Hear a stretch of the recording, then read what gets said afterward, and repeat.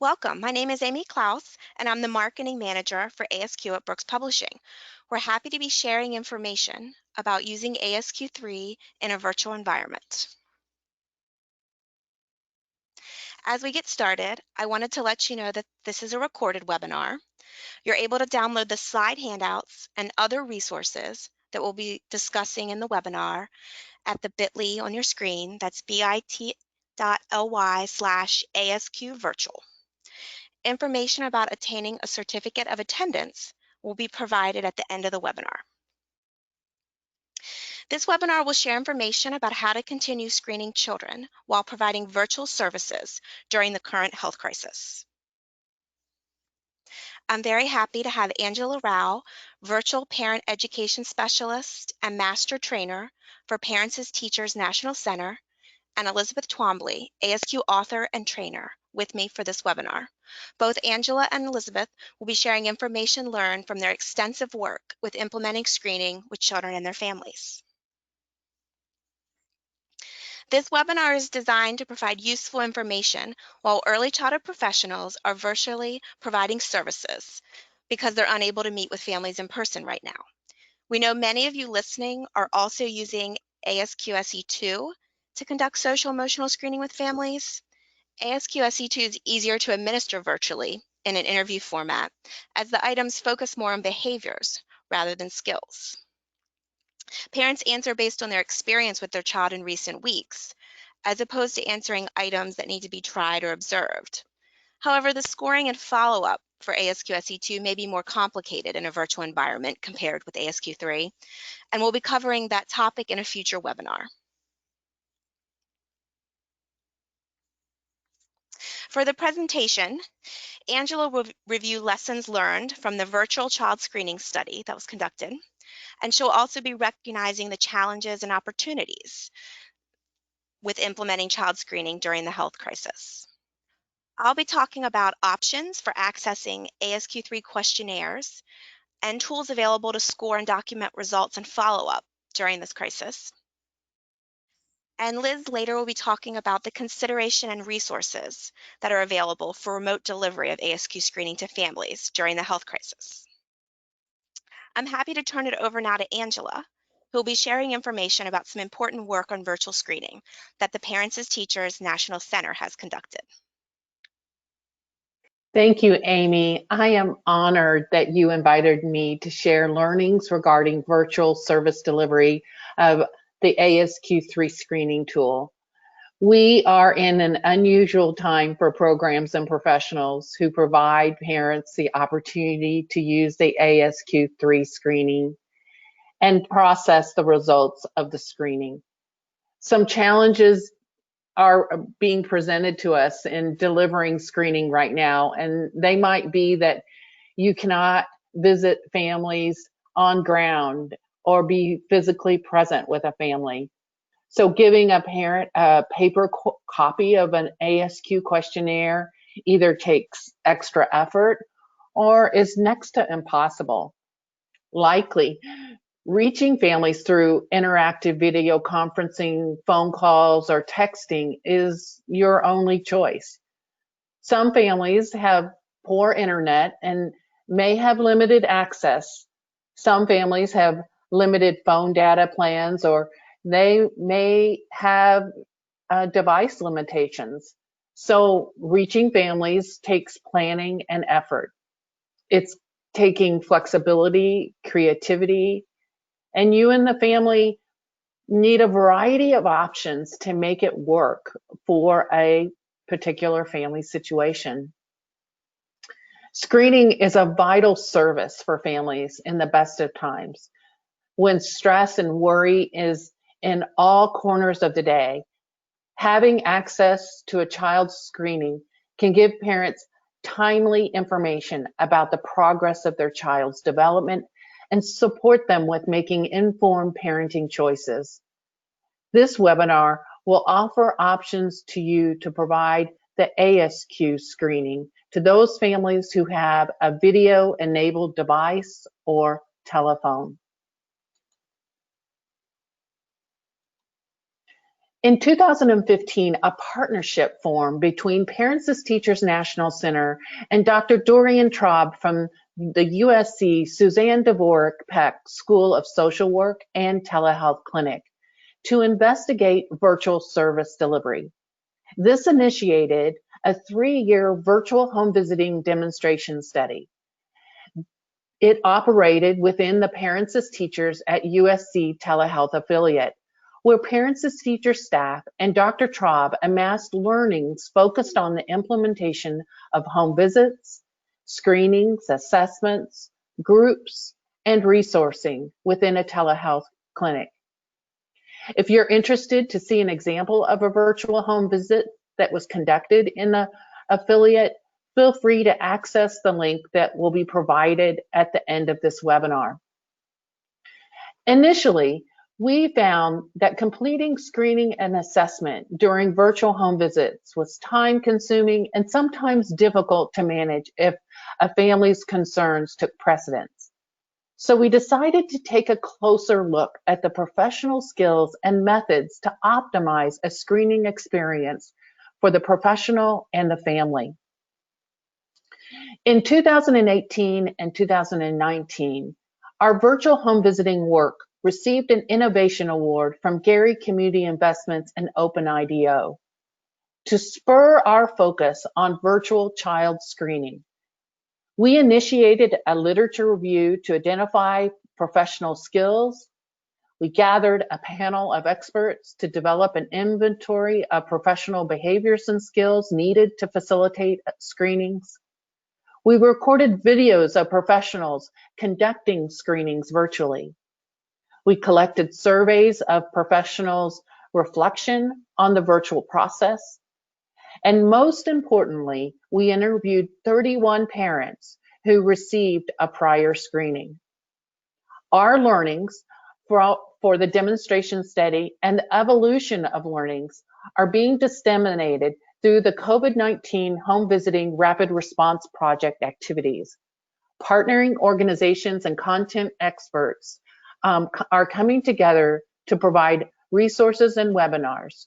If you're interested, feel free to use the link that will be offered at the end of this presentation and join the Institute familysupport.org and learn more about these resources.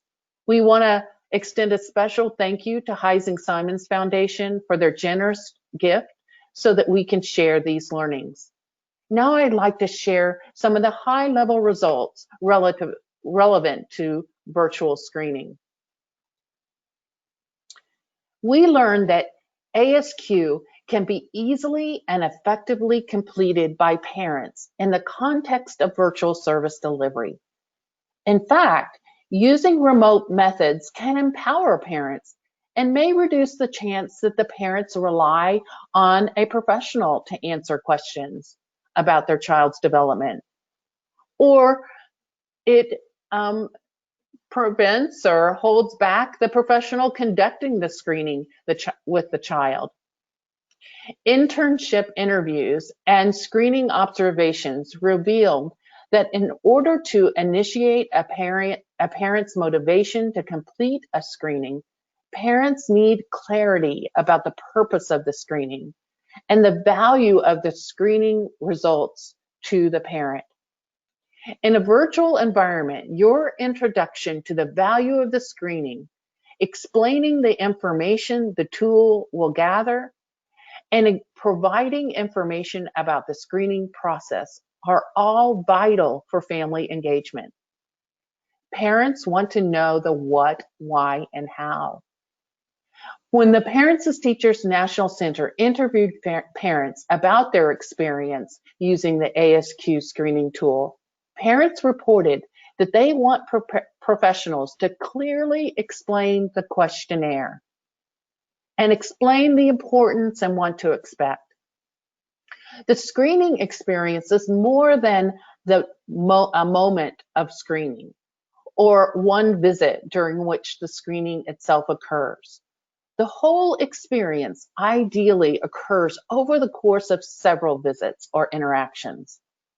From the introduction of the tool deciding the best method to use the tool for the family, parents capturing their observation of their child's skills, processing the results, and deciding on an action plan. All are vital parts to the experience. In parent interviews, parents shared that they prefer when professionals offer choices as to how to complete the questionnaire, and appreciate it when professionals reassure them not to answer if they don't know the answer. Choices might be that the parent completes the questionnaire on their own before the next visit, or the parent tries the activities with the child while the professional marks the answers, or the professional reads the question and the parent answers. Likely, you are prompting the parent to complete the screening in a different way than they did in the past. For parents who use paper questionnaires, they will be using a device to access the questions. When parents as teachers study the implementation of virtual screening, we found parents grew in their knowledge and motivation to complete the screening tool. I'd like to share a story of a virtual professional's experience with a father in the program. The professional described that she shared an ASQ screening with a father, as this was the purpose of the ASQ screening for the first time. And then the father answered the questions in the online ASQ questionnaire. This father answered the questions and began to answer the questions and learned that there were several questions he did not know the answer to. And so the father said to the professional, "I don't know what I'm supposed to pay attention to. Can you help me answer these questions?" When the professional held back, reassured the dad to answer what he knows, and empowered the father to try the activities with his child, he completed the screening questionnaire to the best of his ability. The results were dad grew in his confidence and knowledge of his child. In fact, he became so empowered that he asked the professional to provide him a questionnaire every 2 months rather than once a year.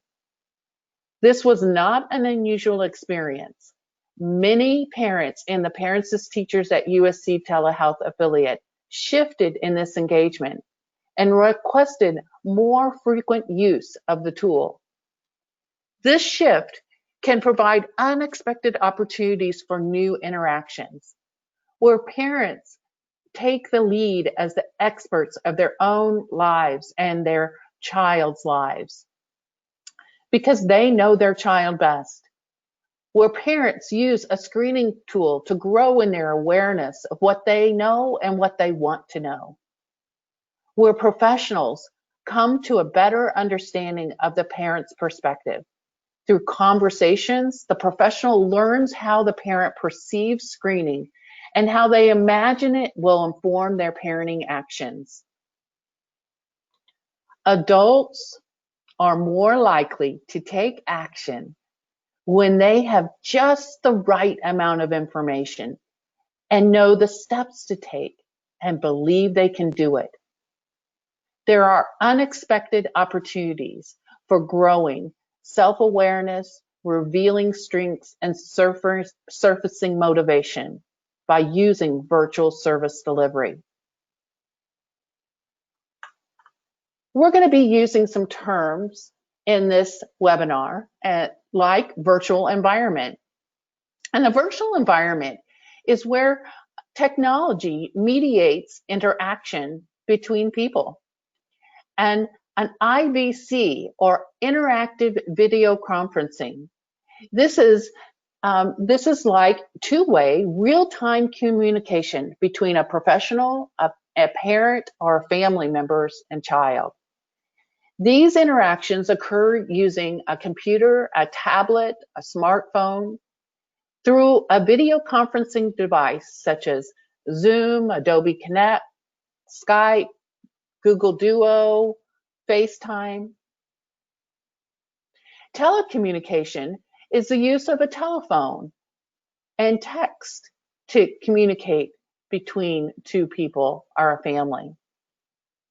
And the ASQ Online is an online system available from Brookes Publishing for managing the ASQ screening program, your ASQ screening program. ASQ Family Access allows parents to complete ASQ questionnaires online at a secure web page.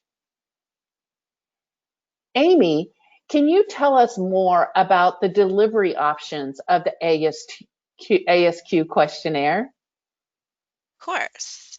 So one of the first questions that comes to mind when thinking about screening virtually is, how can I deliver questionnaires to parents?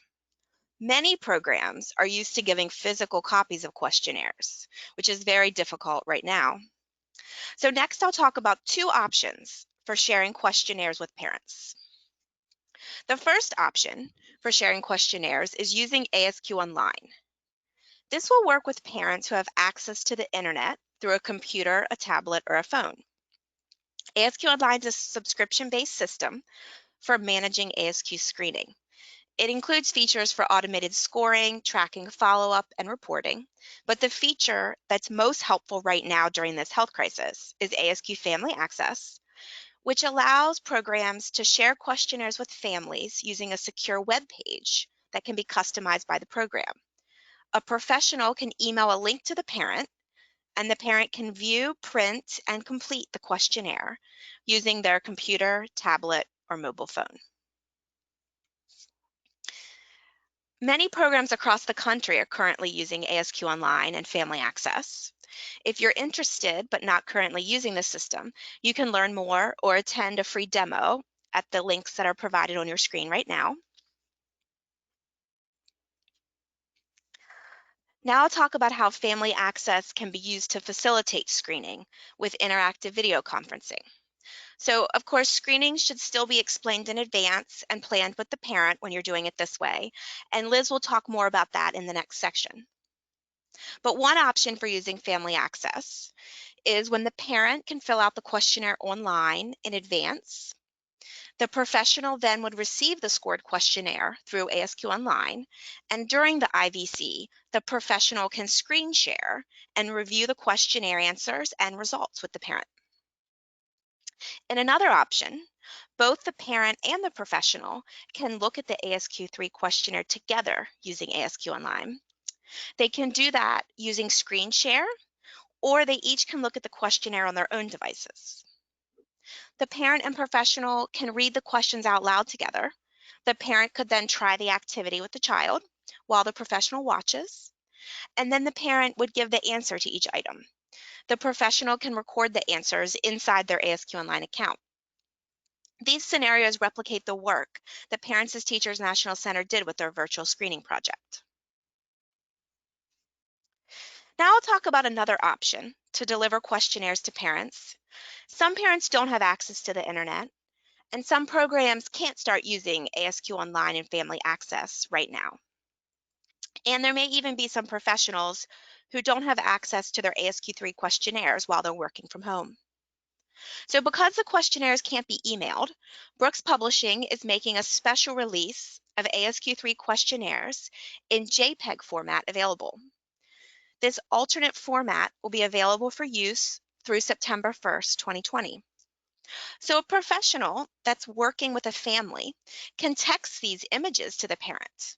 So the parent would then have the questionnaire in front of them during the video conference or during the telephone visit. The parent isn't meant to print the images or try to fill out the questionnaire. These images are just for reference for the parent, as the professional will be administering ASQ3 in an interview format. This special release will also include fillable PDF versions of the information summary sheets, and these can be used by professionals to record parent responses if the professional doesn't have access to their master files or doesn't have a printer. The special release will be available to program administrators, and the program will need to provide guidance about use and data security and privacy as needed to their professionals. So here on the screen on the left, you'll see an image of the JPEG questionnaire on a cell phone. The phone on the left shows the full image of the questionnaire, and the phone on the right shows what it would look like if the parent zooms in to be able to read the questions. On the right side of your screen, you'll see an example of the fillable information summary sheet. So this is the view that a professional would have on their computer. These new JPEG images will work for professionals doing screening either with IVC or telephone visits. With IVC, the professional would text the images for the correct questionnaire interval to the parent prior to the conference. The parent can use the questionnaire images to try the items ahead of time and record answers maybe on a scrap of paper. Or the parent and professional can discuss the items together and observe the child during the IVC. The professional would then record the parent responses on paper or with the fillable info summary sheet. Using the JPEG files for telecommunication screening is also very similar. The professional can text the images to the parent prior to the call. And again, the parent can use the images to try the items ahead of time and record answers on a scrap piece of paper. During the call, the professional would administer the questionnaire in an interview format, and the parent and professional can discuss the items together. And then the professional would record the parent responses on paper, in ASQ online if they have an account, or with the fillable information summary sheet.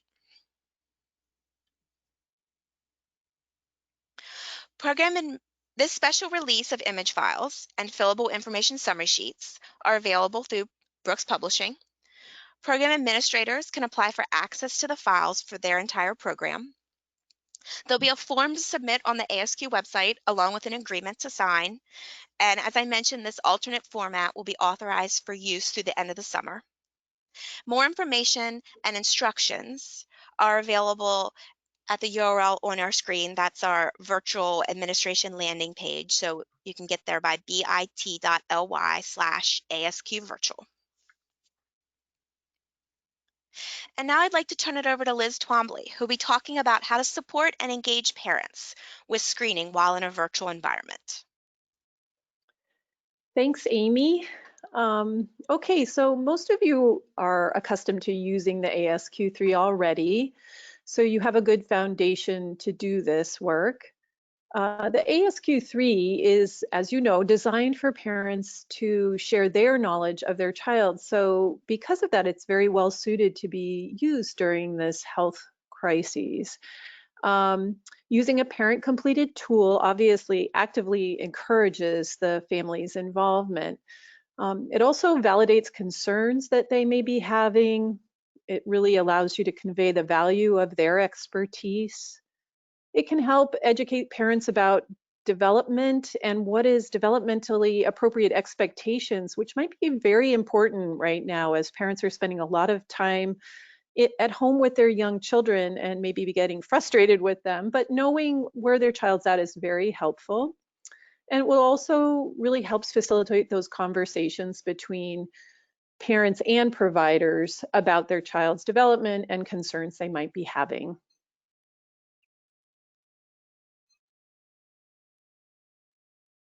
Okay, so what we've done is been developing some resources to support your work and the different steps that are involved in this process of virtual screening.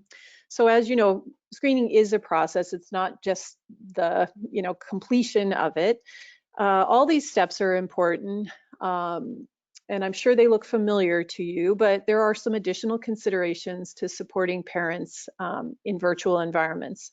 So we're going to talk about preparing parents, introducing screening, supporting material needs that parents have to try items with their child, how you can support and facilitate the administration, the parents' administration of this tool, how you can document parents' answers, share results with families, and ultimately support follow-up.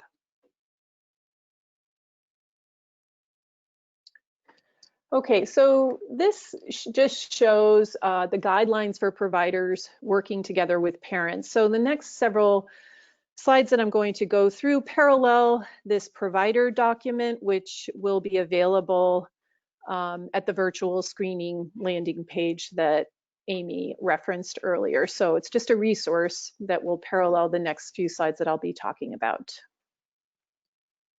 Okay, so the first step in screening is the preparing parents. Angela spoke about this and the importance of it just in terms of parents buy-in and understanding of this whole process.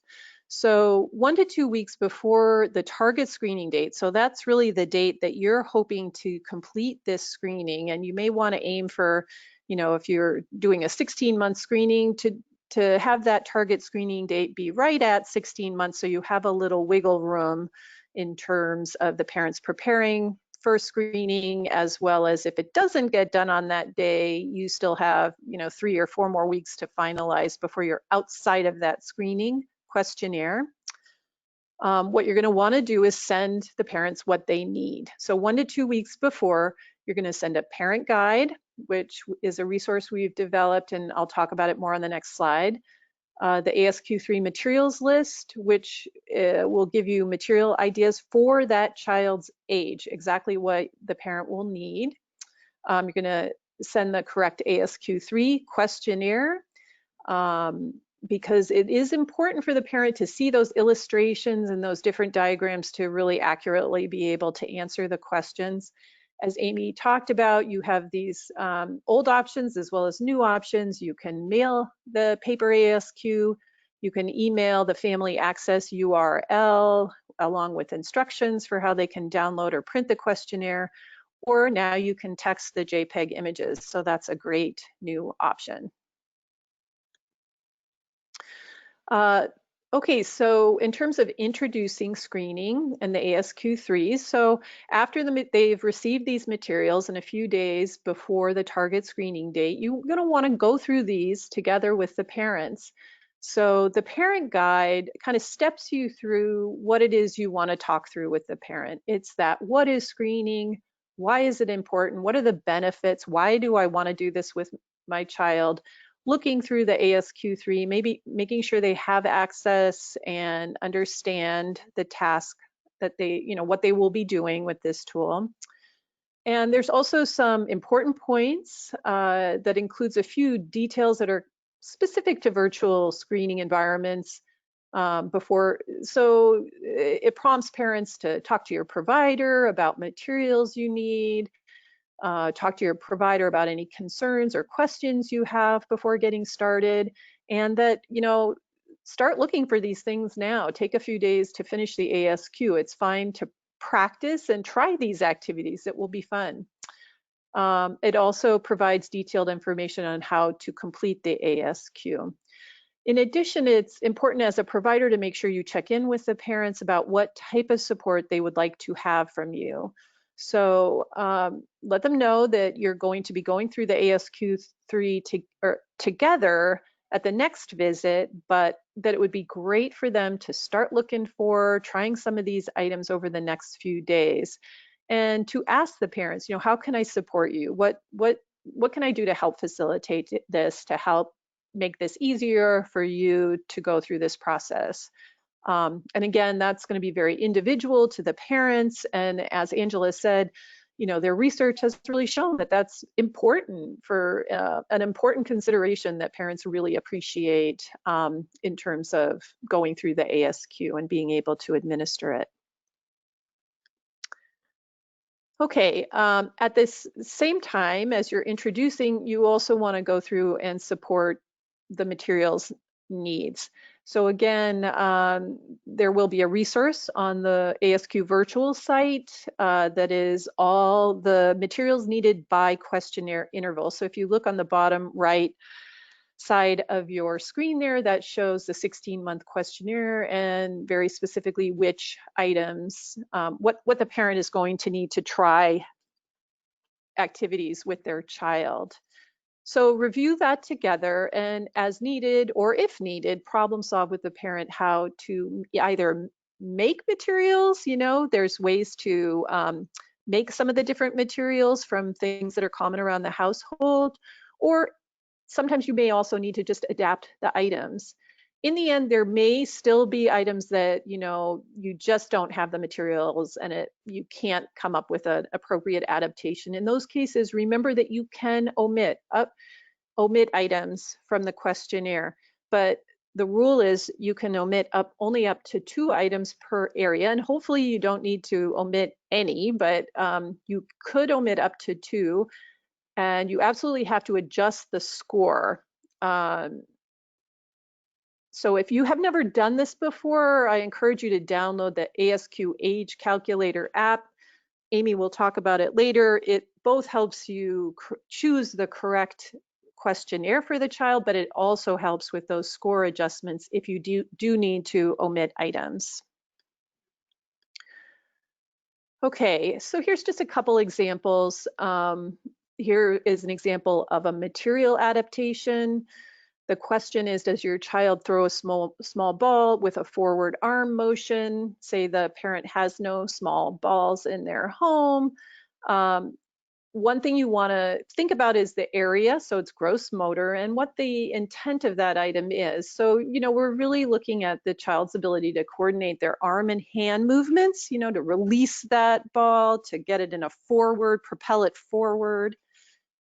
So they could use any other small, soft toy that the child can hold in their hand and throw forward. You could make a ball out of crumpling up a piece of paper, maybe newspaper or some kind of paper very tight, and if they can tape around it, even better. These materials are then, even after screening, fun to play with. You can throw balls into or throw items into a little tub, and they can practice that. So it's kind of fun to help the parents think through what they might have on hand that would be an appropriate substitute. The other thing you might need to do is help problem solve with them how to adapt items. And often item adaptations might be needed because of a parent's parenting practice, spiritual, cultural beliefs, something that they may not do regularly with their child, but there is a way to adapt it and still maintain the primary skill, the targeted skill or intent of what we're trying to get at. So again, go back to that area. Here's a question example. Does your child eat with a fork? Well, this is within the personal social domain. So what we're really looking at is self-help skills and the ability for the child to self-feed, kind of using a tool. So an appropriate adaptation, chopsticks would be fine. Or, some children might use their hands, but use food such as bread or tortillas as the tool to actually scoop up that food. So really think about the intent, what we're getting at, what area it's placed in when you're trying to problem solve parents about adapting items. There is another resource called the Materials and Item Adaptation Guide that will provide more information on this topic as well as more examples. Okay, and then this is really the big one, supporting the actual administration of the tool. This, on the target screening date, what you're really going to do, and Amy talked about this a little bit, you're going to go through that ASQ3 together. What I want you to keep in mind that the ASQ was designed to be as a parent-completed tool, and all of the research that we've conducted on it was conducted using parent-completed questionnaires. So keep in mind your role. Your role is to facilitate the parent's ability to try these items with their child and share their observations of their child. So as a facilitator, you may help the parent read through items, support their understanding, help them think of how to prompt the child to try an activity. But keep in mind that in the end, the ASQ is the parent's tool and they are the experts. This really means you as a professional do not have to observe the child performing all these skills. However, it'll be nice to go through this together, to watch the child together and to celebrate it together. So as you're going through interactive video conferencing, observe as many of the skills as possible that make sense. Some are not going to make sense to try or would be inappropriate to try. So just observe as many as you can go through. On the telephone, you're really going to talk through those items and try to get a sense of understanding of what the parent is seeing and what they're reporting. It's perfectly fine to ask some open-ended questions to get more details about the parent's observations.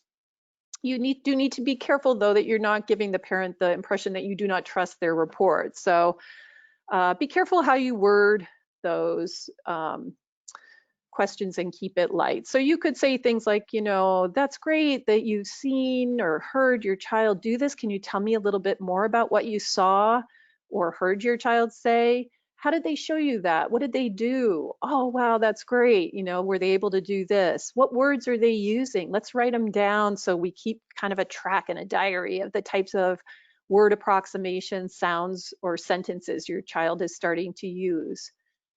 So just be careful about those questions, but it's a nice way to really have confidence in the parent's report and get them to be very specific about what it is they're seeing. You're going to want to discuss the overall section and keep in mind that this is a very important part of your screening. It looks at qualitative skills and any family history that might be impacting or might be a clue to what might be going on for a child. You do want to get as much information as you can from this. So have the parent tell you, can you tell me more about what you're seeing? Can you tell me more about what you're hearing or why you have this concern? One example that comes up frequently is that a child may do just fine on the communication area. They may be producing a lot of words, using full sentences, but when you ask the question in the overall section, do other people understand your child? They say no, and in fact, they are acting as an interpreter. They might understand their child, but the child may very well be eligible for articulation services, even though they have maybe 60 points on the communication domain. So to go through that overall section carefully. Okay, and then you're going to want to document the parent's answers while you're going through the screening together to record those responses on the information summary sheet. You have, again, several options. You might be doing this online. You might have a paper copy available to yourself at home. You might have a master that you could put a plastic sheet over with a dry erase marker if you have all those things on hand to record results down. Or you might be able to use the special release fillable ASQ3 information summary form, which you can do on your computer. I wanted to draw your attention again to the bottom right corner. This is section 5 of the information summary sheet. Not too many programs use it. It's an optional section. However, it's a place where you can actually record each individual response to every question. So you'll be able to fill that in on the fillable sheet, or if you have a paper version, you could do it on there as well. So you're going to want to, you can use those tools to score and chart as required after the virtual screening conference or call.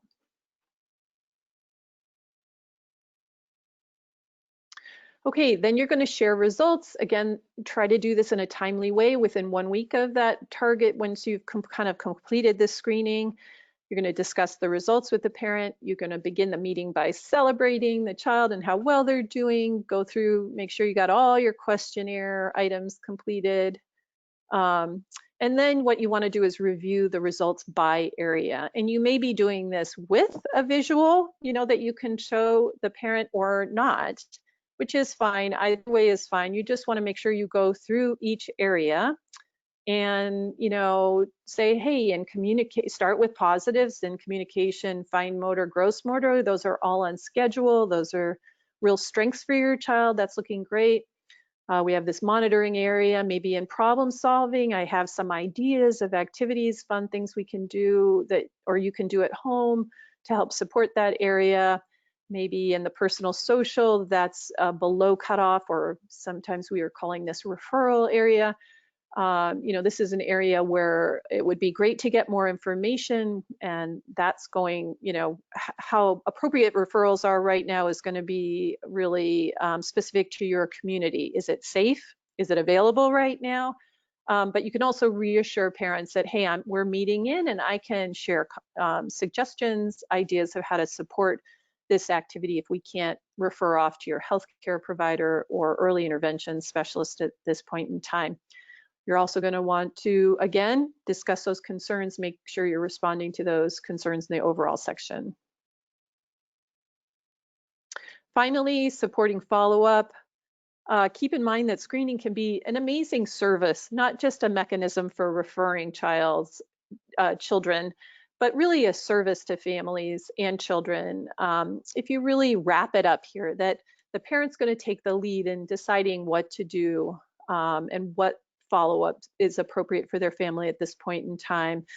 Respond to concerns, facilitate those referrals if they're safe and available, share activities. So there will be activities, follow-up activities posted on the ASQ virtual site. Some of you may also have access to the learning activities, which is a separate document or a separate resource that some programs may have access to online. You may want to check in and monitor more frequently, or as Angela said, the parents might want to be monitoring more frequently right now because it is a valuable experience for them, or they find it to be valuable. So you can make decisions about that and really just enjoy, celebrate, and help parents figure out what's developmentally appropriate, what's age appropriate expectations, and what are things they can do right now to support their child's development while everyone's together at home. Okay, thank you. Thank you, Liz, for sharing that guidance on how to use ASQ3 effectively while providing virtual services. I know it will be really helpful for people to hear that. During the presentation, Liz mentioned several resources for families and professionals, and I'll show you some of those on the next slides. So right now on this slide, you'll see some resources for families, and these are available at that virtual administration landing page on the URL on your screen. You'll see the parent guides on the left, and that will be available to email or text to parents. And then the activity sheets for families are at the bottom of your screen. Some resources for professionals. They're the provider guide, the materials and item adaptation guide, and then the materials list are on your screen. And again, those are also all available on that virtual landing page. The ASQ aid calculator and adjusted score calculators are very helpful right now with ASQ administration, especially as you may be omitting more items than you normally do. And that will help with calculating an adjusted score. So there's a website version on agesandstages.com, and there's a free app that can be downloaded on the Apple App Store or on Google Play. I also encourage you to sign up for our free monthly ASQ newsletter, which has articles about using the tools, free downloads, and sometimes special offers. And the ASQ website, agesandstages.com, has many helpful resources, including there's an interactive FAQ knowledge base with more than 200 user-submitted questions. There's a networking directory and even a training portal with some training resources. So all of these resources are free, but some do require registration on the site. So we appreciate you listening to this presentation. If you're interested in a certificate of attendance, you can visit the URL that's on your screen now. From that URL, you'll be able to download a PDF file, and then you can enter your name and the date that you watch the recording. And if you're interested in more information about virtual screening, the COVID-19 Home Visiting Rapid Response Resource page that Angela mentioned, the URL is up on your screen now. Brookes Publishing will also be hosting a Q&A on April 21st if you have additional questions about administering ASQ3 or obtaining the access to that special release of JPEGs and fillable information summary sheets. Please register for that Q&A. And if you're watching this after April 21st, there'll be a recording available at that link so you can still listen and see if your questions were asked. We'll also be holding a future webinar on using ASQ SE2 in virtual environments, and you can keep an eye out on the landing page and in the ASQ newsletter for information about that webinar.